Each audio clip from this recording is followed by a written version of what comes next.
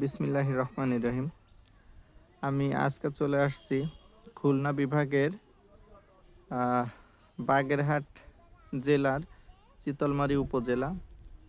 এখানে দেখেন শেখ হাসিনা সরকারের আমলে বাচ্চাদের জন্য এই উপজেলায় কত সুন্দর একটা পার্ক বানানো হয়েছে। এই পার্কে দেখা যায় সর্বসাধারণের জন্য উন্মুক্ত, একেবারে সবাই বিনা টিকিটে এখানে আসতে পারে।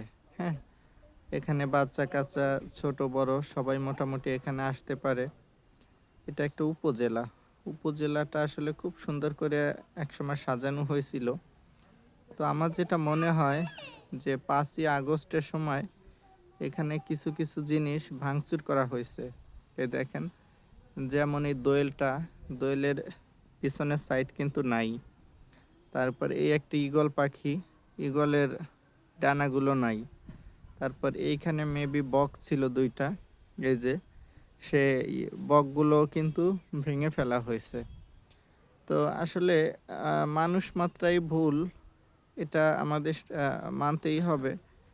আসলে হ্যাঁ, যদি কেউ অপরাধ করে তার বিচার হবে, এটাই স্বাভাবিক।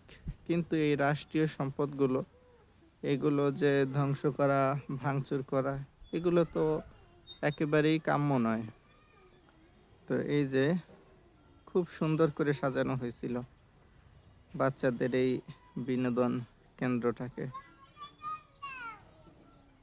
এই যে উপজেলা শিশু পার্ক, চিতলমারী, বাগেরহাট। খুব সুন্দর একটা জায়গা।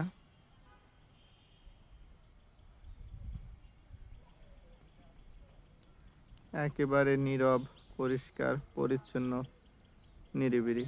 খুব সুন্দর একটা মনোরম পরিবেশ।